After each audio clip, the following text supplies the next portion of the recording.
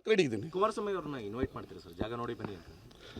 ಈಗ ಹೇಳೋದಲ್ಲ, ಅವರು ಉತ್ತಮವಾಗಿ ಧನಾತ್ಮಕವಾಗಿ ಈಗ ಅವರು ಒಂದು ದಿಶಾ ಮೀಟಿಂಗಲ್ಲಿ ಯಾವುದದು ಖೇಲೋ ಭಾರತಕ್ಕೆ 1 ಎಕರೆ ಜಾಗ ಬೇಕಂದ್ರೆ, ಖೇಲೋ ಇಂಡಿಯಾಗೆ 1 ಎಕರೆ ಸ್ಯಾಂಕ್ಷನ್ ಅಂತ ಕಲ್ಲಳ್ಳಿಲಿ ಕೊಟ್ಟೆ, ತೊಗೊಳ್ರಿ 1 ಎಕರೆ ಅಂತ RIDC ತಹಸೀಲ್ದಾರ್ಗೆ ಹೇಳಿದೆ, ಅಲ್ಲೇ ಸ್ಪಾಟಲ್ಲಿ ಕೊಟ್ಟೆ.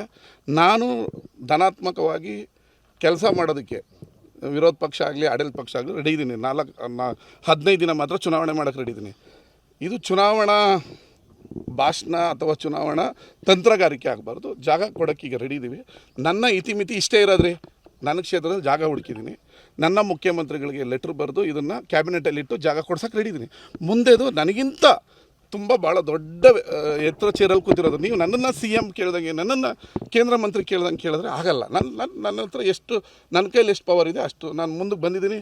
ಜಾಗ ನಿಮ್ಮನ್ನು ಕರ್ಕೊಂಬಂದು ತೋರಿಸಿದ್ದೀನಿ. ಇದೇ ಜಾಗ ಕೊಡ್ತೀವಿ ಅಂತ ಹೇಳಿದ್ದೀವಿ. ಈ ಜಾಗನ ಕೊಡೋಕ್ಕೆ ರೆಡಿ ಇದ್ದೀವಿ.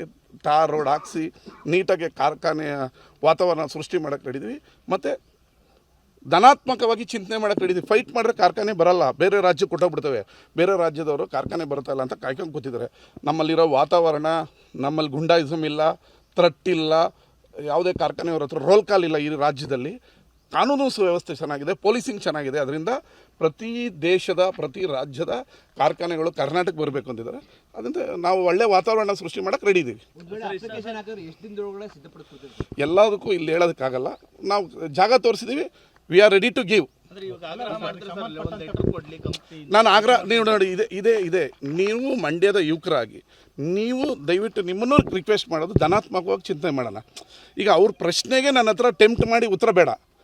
ಧನಾತ್ಮಕ ಅಲ್ಲಲ್ಲ, ಅವ್ರ ಪ್ರಶ್ನೆ ಏನಿದೆ ಅಂದರೆ, ನೀವು ಕ್ವಶನ್ ಪೇಪರ್ ಹಾಕ್ಬೇಕಾ ಅಂದರೆ ನಾನು ಏನು ಹೇಳ್ತೇನೆ. ಒಂದು ನಿಮಿಷ ಅವರ ಪ್ರಶ್ನೆ ಟೆಂಪ್ಟಿಂಗ್ ಪ್ರಶ್ನೆ ಇದೆ. ನೀವು ಕೇಳಿದ್ರೆ ಕೇಳಿ, ಕೇಳಿದ್ರಿಲ್ಲ. ಅವ್ರ ಪ್ರಶ್ನೆ ಟೆಂಪ್ಟಿಂಗ್ ಇದೆ. ಹಂಗಂದ್ರೆ ಅವ್ರು ಪೇಪರ್ ಹಾಕ್ಬೇಕಾ? ತಿರುಗಿ ನಾಳೆ ಹೋಗಿ ನೀವು ಪೇಪರ್. ನಾನು ಧನಾತ್ಮಕವಾಗಿ ಸಂವಿಧಾನಾತ್ಮಕವಾಗಿ ಕಾನೂನಾತ್ಮಕವಾಗಿ ಜಾಗ ಕೊಡೋಕ್ಕೆ, ಇದೇ ಜಾಗವನ್ನು ಕೊಡೋಕ್ಕೆ ರೆಡಿ ಇದ್ದೀನಿ. ಕಾನೂನಲ್ಲಿ ಏನಿದೆ ಅನ್ನೋದು ನನಗಿಂತ ಚೆನ್ನಾಗಿ ಅವರು 2 ಸರಿ CM ಆದವ್ರಿಗೆ ಗೊತ್ತಿದೆ. ಆ ಮೂಲಕ ಹೋಗೋಣ, ಜಾಗ ಕೊಡ್ತೀನಿ. ಈಗ ಇನ್ನೂ ಒಂದು ಹೆಜ್ಜೆ ಮುಂದೆ ಹೋಗೋಣ ಅಂದರೆ, ನಮ್ಮ ಕೈಗಾರಿಕಾ ಅಧಿಕಾರಿಗಳು ಫೋನ್ ಮಾಡಿದಾಗ ಅವ್ರು ಫೋನ್ ತೊಗೊಂಡಿಲ್ಲ. ಯಾರು ಅವ್ರು ಹೇಳ್ತಾರೋ ಸೆಮಿಕಂಡಕ್ಟರ್ ಕಂಪನಿಯವರು, ಅವರು ಇದಕ್ಕೆ ಬರ್ತಾಯಿಲ್ಲ, ಏನು ಕನೆಕ್ಟಿಂಗಿಗೆ ಬರ್ತಾಯಿಲ್ಲ. ಯಾರು ಕೊಡೋಣ ಜಾಗ? ಕನೆಕ್ಟಿಗೆ ಈಗ ಆಯಿತು, ನಾವೇ ಮುಂದೆ ಹೋಗೋಣ.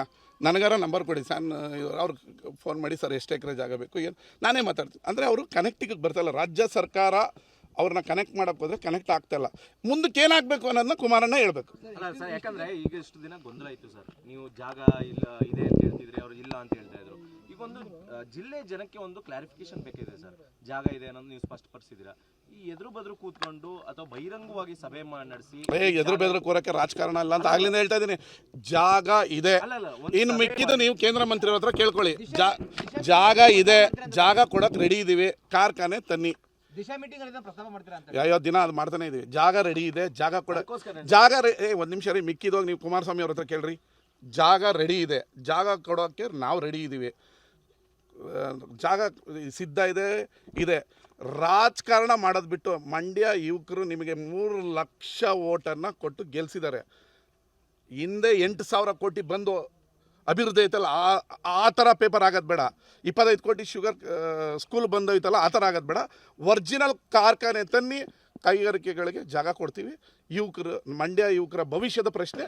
ನಂದು ನಿಮ್ಮದು ರಾಜಕಾರಣ ಬೇಡ. We are ready to give. ಅಂದರೆ ಇಲ್ಲಿದೆ ಜಾಗ ಬಂದು ನೋಡಿ. ಎಸ್.